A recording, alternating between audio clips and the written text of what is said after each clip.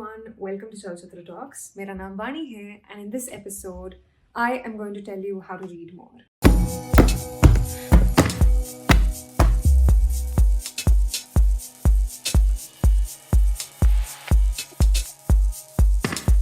Over the past 1 month, I set out to challenge myself into overthinking, and I've come up with ways and solutions for reading more and reading better. So here are 8 tips that I think will help you read more. 1. Gamify reading.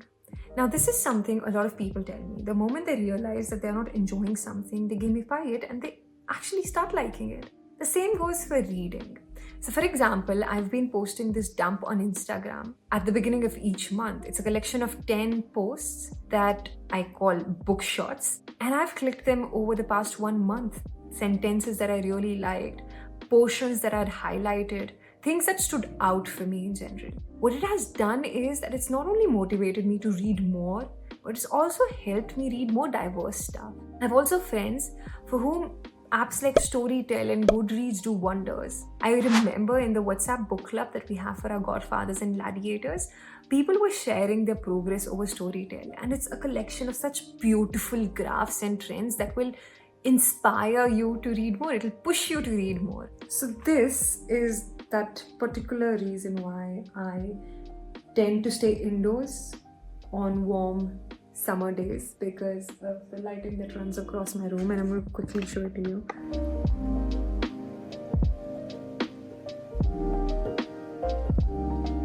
I live for afternoon sun, especially the one that comes in winters, spring, fall, and anything like transitionary phase mein. So when Zakir Khan said badal important hai, I agree. But lighting is also very important, especially like this, and especially when the shadows fall.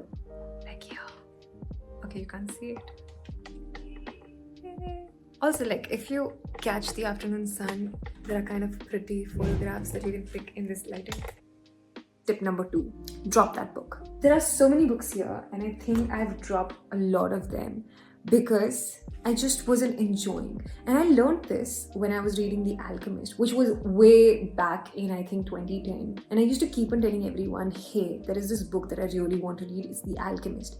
And everyone would tell me, yes, you should go for it. It's an absolutely amazing book. And when I picked it up finally, I couldn't get through it. Just because everyone is enjoying the book that you're trying to quit or you're not enjoying doesn't mean you're stupid or you're dumb or you just need to push a little more. You just need to drop that book and find something else, because in that particular phase or period, this book is just not made for you. Which brings me to my 3rd point, which is intrinsic motivation. Now, the thing with motivation is that anyone can be motivated, right?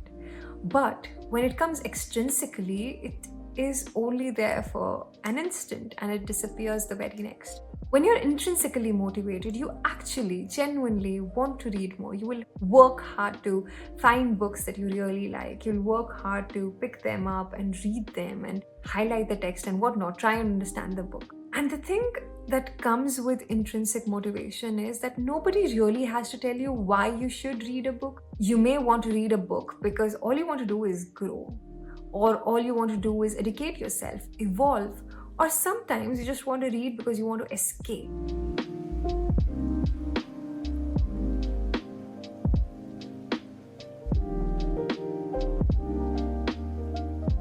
Tip number 4, rule of 5s.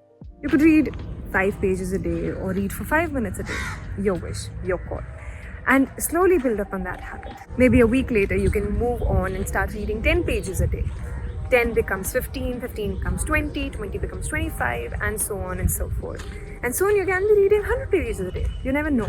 But start small. Start with this rule of 5s. You don't need to do a lot, and that's the whole point of this rule.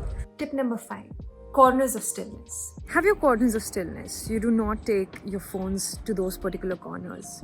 You drop every technology that can interfere with your reading before you sit in that corner and you sit down to read. And this brings to the next tip that I have for you. Have artificial cues.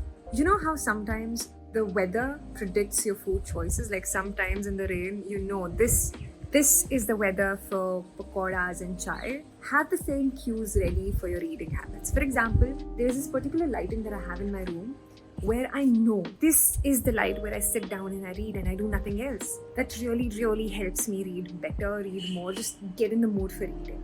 The next tip that I have for you is to have accountability partners. Your accountability partner could be your friend, your spouse, your partner, or even your colleague. Anyone who holds you accountable for not having done or having finished your reading in the due time. For that matter of fact, you can also be a part of a book a month with Vaani, where we read a book each month, and at the end of each month we discuss the book. So everyone, I hope, does their due diligence of finishing a book before the discussion stream. The more accountability partners you have, the more you feel responsible for finishing that book. I feel responsible for finishing the book that we pick up each month for a book a month before the discussion stream. The next and the last tip that I have for you is to not be afraid of trying new mediums, new instruments to read. Reading a textbook or a paperback doesn't sit for you and you want to read an ebook or an audiobook, go for it. Do not ever think that one category of intake is less than the other. Go back and forth, experiment between different categories and platforms, and you will actually like it. And never feel guilty about picking up something. Sometimes I'm not able to get through a book, and in those moments I pick up what's familiar. A book of simple living, Pride and Prejudice, Flights, Figuring, Velocity of Being, and so many other books that I have personally associated with comfort.